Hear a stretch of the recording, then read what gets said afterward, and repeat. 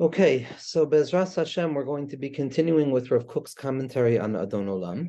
And what we've gone through so far without descending too deeply into the details was Adon Olam Hashem Malach B'terem Kol Yitzir Nivra, that HaKadosh Baruch Hu was present before creation, in a state of potential, prior to emergence.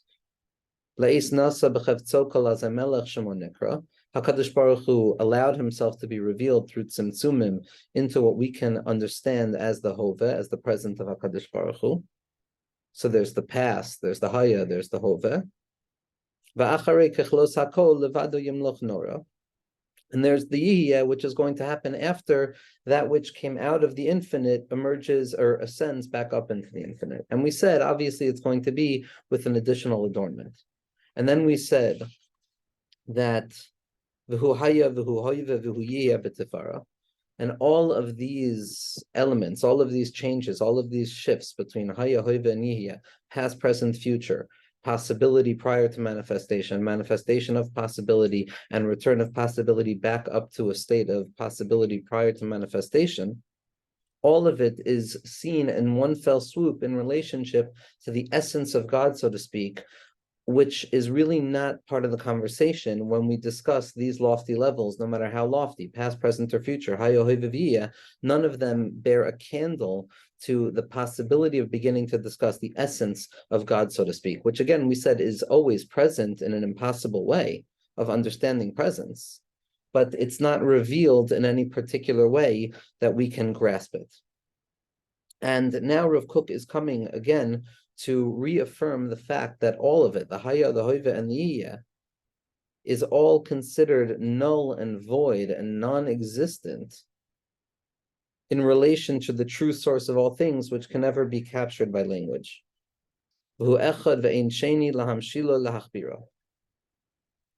He is singular and there is no doubling. There is nothing that has any control or any impact upon him. Hold on 1 second. Say there. So who echad ve'in sheni lahamshilo lahachbira. Zakt Rav Kook. Afal pisha amarnu al derech achudan ha'elyon shel ha'havayos kulan b'sharashoin hamiyuchad b'makor ha'achdus ha'muchleta b'razi choyles ha'elyon shu tamid b'poyel b'chol shleimusa ha'tamima. Now, after we have already told you, in spite of the fact that we've just spent so much time speaking to you of the existence of a past, present, and future, and we just finished telling you about the unity of the past, present, future in relationship to that which is ungraspable. So, Dr. Rav Kook, even though we already spoke to you about the ascendant unity of all existence in its entirety, in its singular root source, in its absolute unity, in the secret of the elevated possibility, Tamid B'Poyel, which is perpetually active, B'chol Shleimusa Hatamima, in all of its fullness, with or without any creation. Meaning here, Rav Kook is saying, we've already spoken to you about the Darga of Haya, what it was prior to manifestation, when the Koyach HaGvul was Kalul in the Bilti Gvul, or as Rav Kook said earlier, it was the Yam Ha'aviri of the Chayfesh Ha'in Sofi, the airy sea of the unlimited and infinite freedom and possibility, that place of Haya, Koidem, the Bria. We spoke to you about that. We also spoke to you about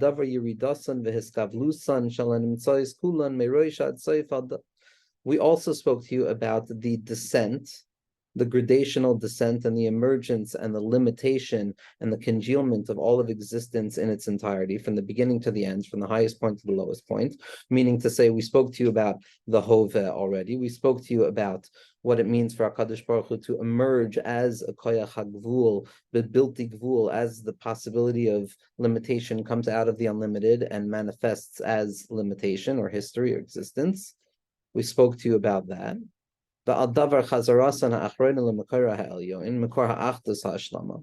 We also spoke to you about the Darga of the Yiyah, which is the secret of the final return of all things to the elevated source in the root of absolute and full unity. So, meaning to say, we already told you, Adon Olam Asher Malach B'Terem Kol Yitzir Nivra, Le'es Nasa B'Chevtzo Kol Azay Melech Shemo Nikra, and we also spoke to you about V'Acharei Kechlos HaKol Levado Yimloch Nora, and we also said how all three of those elements, Haya, Hoiva, Yiyah, are nechshav in one fell swoop of V'Haya, V'Hoiva, V'Yiyah B'Tifara in relation to to the absolute essence, so to speak, of godliness. So now Rav Kook is coming to say that the Adon Olam is coming to reaffirm for us this distance that exists between the loftiest possible grasp that we can have as human beings and the irreducible distance that exists between our capacity to grasp and HaKadosh Baruch Hu b'chvaydo uv'atzma, which is the absolute essence of the infinite, which again is ever present in every aspect of possibility, but we're speaking about accessibility by way of grasp and hasaga, which is, as we're stating, an impossibility on every level, the chap atzmus on this level. So Rav Kook says as follows: after we've described all of this, lo ya'ale al hadas shum adam lachshov, no individual should ever begin to think, chalila, God forbid a person should think this way, sheyesh eze min dugma ve'erech la'atzmusan shel ha'havayos, afilu beklalusan u'mekoroiseihen hayoyter mezuchachos, betor inyan mufradim mechuvar, nimshalei nerech lagabe adon kol baruch hu. That a person should never come to think, God forbid, that after all is said and done and all of the levels we're talking about and the haya, the hoiv of the year, that there is any type of dugma, example, or relative positioning of these things in all of their essence, the haya, the hoiv, and the year, even when they're seen in their most refined, rooted, and generalized way. Afilu beklalusan u'mekoroseyan hayotem mezucheches, betor inyan mufradim mechuvar, never to ever begin to even think about these things in all of their generalities in the most refined way possible as a separate concept or a connected concept. Never to think that there's any metaphoricity, there's no possibility of translating the highest of these ideas or valuing them in the space of legabe Adon kol baruch hu, when it comes to relating to the essence of the Adon kol baruch hu. That all of the words, all of the ideas, all of the concepts are null and void. They don't disappear, but they're null and void. There's absolutely no relative relationship that can possibly begin to grasp the enormity or the impossibility of describing the distance between our capacity to grasp anything and HaKadosh Baruch Hu's absolute essence, so to speak. None of it has any value, nimshal inerach lagabe Adon kol baruch hu, in relation to the true expression of Adon kol baruch hu, what we're referring to as atzmusa yisbarach, what it would mean to grasp the essence of God. Ki kol eila hayiridos v'ha'aliyos, ha'hamshachos v'ha'chazaros, all of these descents and ascents, these drawing ups and these ascending back down, these drawing down and ascending back ups, all of these yeridos and aliyos, the hamshachos v'achazaros, the haya, the hoiv v'yihiyah, all of it, with all of its practicality, the entirety of the Seder Hashtalshlos, toifesois makom v'inyan rak legabe didan, they only mean anything from our perspective, from our mitzidenu, from our yichud tata perspective.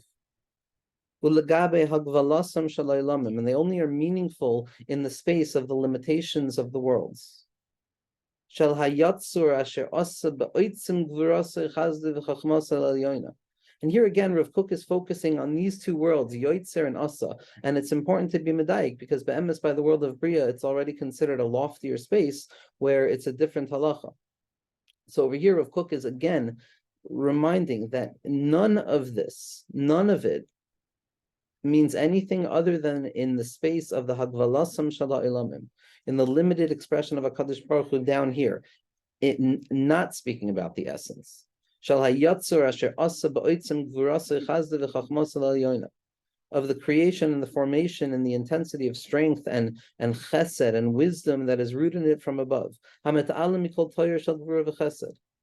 ascends above the things that we experience in this world, no matter how wonderful they are.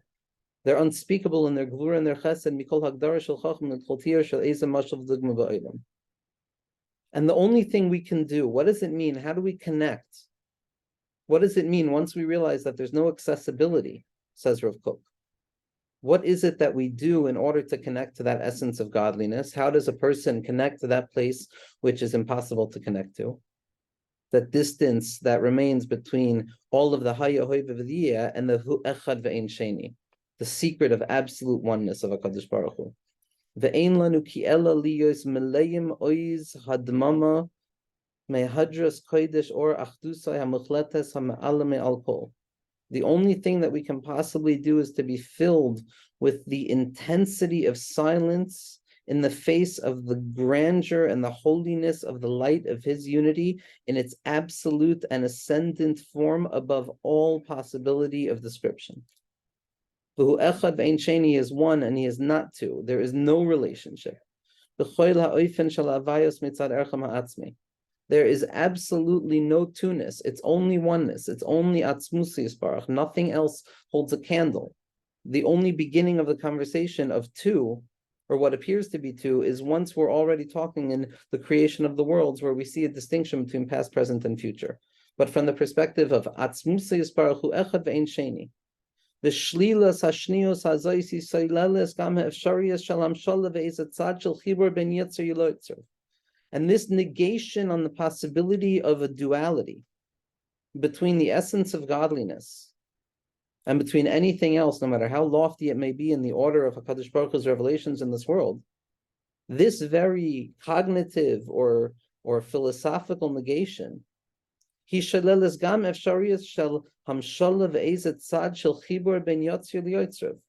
It by definition also negates the possibility of any metaphoricity or language bridge or any side of actual connection that is identifiable between Ben Yatzir Liyotzrev, between creation and its creator.